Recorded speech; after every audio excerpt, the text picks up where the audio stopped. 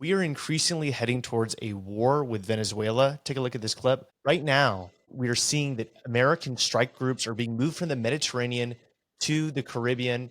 And this is part of a broader context where the Trump administration has been talking more and more about starting a conflict, a regime change conflict with Venezuela. Take a look at this tweet from a Republican congressman saying, TikTok.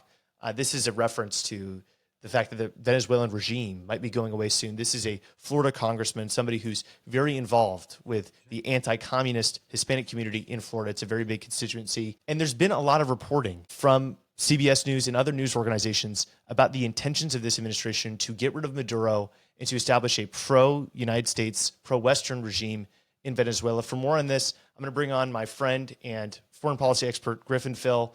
Griffin, thank you so much for joining me. Thank you so much for having me on, Micah. It's great to be here. So, Griffin, I think a lot of people, when they hear this notion that we might be going to war with Venezuela, they might think that's a little bit extreme, that there's no way that's going to happen. Can you explain to us the broader context here and why we actually think that it's very likely we'll end up going to war with Venezuela? Yeah, so since the beginning of the administration, we've made affairs in the Americas a real national defense priority. I'm sure people remember the whole month and a half where it looked like we might invade Greenland because America wanted it. And then there's been incidents with the Panama Canal and pressure on the Canadians and the Mexicans. But in the Caribbean, we've really become clearly increasingly interested in Venezuela. And our stated reason are drugs, specifically fentanyl. The administration has alleged that the Venezuelan government is deeply involved in the drug trade. And I think we've seen a lot of evidence that this is more than just a bluff by the administration, and this may be something that they actually take real tangible action on. If we were not going to do anything and this was merely posturing, it would seem very strange given that the Wall Street Journal did some reporting a few weeks ago that the administration had actually been offered by Nicolas Maduro, the dictator of Venezuela, a incredibly good deal where the U.S. oil companies would get access to Venezuelan oil and natural gas, and they would break their sort of alliance and defense partnership with the Chinese and the Russians. So if this was merely a bluff to extract concessions from the Venezuelans, you'd think we would have taken that deal.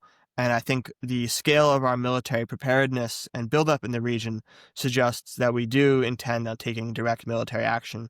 You mentioned they're bringing the USS Gerald Ford into the Caribbean from the Adriatic, but also we've begun a program of extending military runways in Puerto Rico, bringing in-flight refueling assets to the region, putting garrisons in Trinidad and Tobago, which is a island nation very close to Venezuela, and moving even marine amphibious assault ships into the Caribbean as well in the Virgin Islands.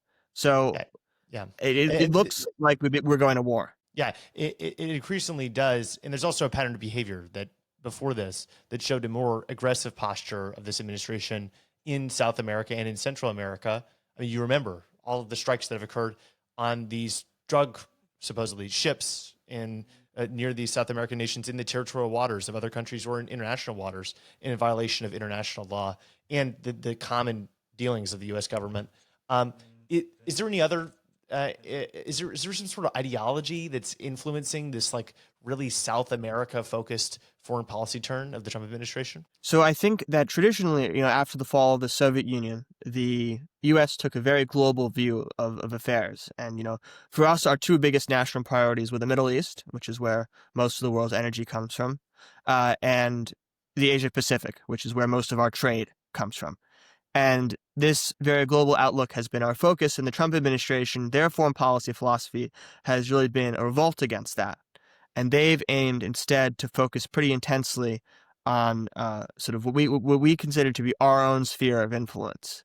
And I think you could argue that this is a sort of a revival of the Monroe Doctrine, which is the idea that everything in the New World is solely America's sphere of influence, and no other great power has the right to intervene in affairs in the Americas. So I think the U.S. definitely has shifted ideologically to seeing the Americas as our core interest rather than Eastern Europe and Ukraine, Taiwan, Korea, and Japan, which have been much more of a focus of past administrations. Yeah, and I mean, there's also the decision to rename the Gulf of Mexico the Gulf of America. Yes. It's I mean, very if you're much, I looking for a think, symbol, I couldn't find a better one. yeah, directly on the nose about like what kind of the thought process is here trying to buy Greenland, as you mentioned earlier. So is the end game here just to have regime change in Venezuela? What does that even mean for the United States? Why would we even want that? There are essentially two reasons. First of all, Venezuela has the largest proven oil reserves in the world. And, I think people accused the United States of fighting oil wars in the Middle East. Our invasion of Iraq in 2003 wasn't really about oil. It was much more about, Saddam Hussein. But here there is a clear and present interest in the oil. The U.S. oil companies used to play a tremendous role in Venezuela's oil fields. They were nationalized in the early 2000s by the Chavez government after Hugo Chavez took power and established what is now the Venezuelan dictatorship. And I think the U.S. government would love to get access to those oil fields. But more importantly, I think, is that the Trump administration has made it a huge priority to get gasoline down to $2 a barrel. And they want cheap oil.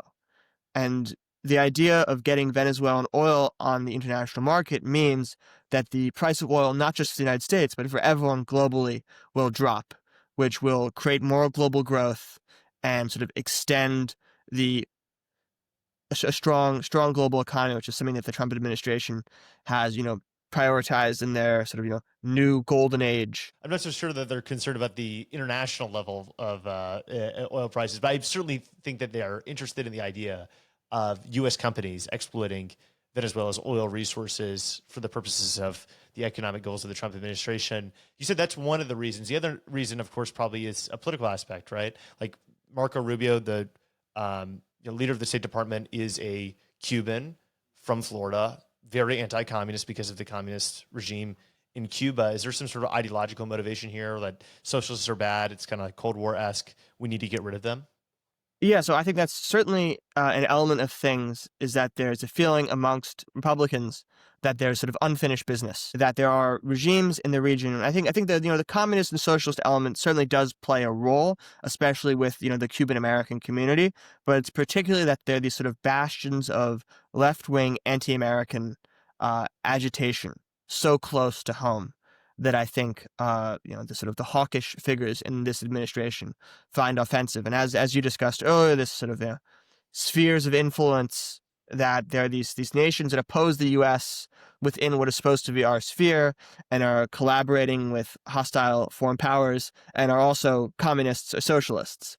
So for people like Marco Rubio, it's very high on their list of priorities for enemies that need to be handled. I suspect there's also a political motivation here in the sense that there's nothing to help your PR whenever you're struggling with maybe economic induced reductions in your approval rating, like a short victorious war. I mean, we saw that Margaret Thatcher was rescued by that with her South American escapade, I believe, with a war.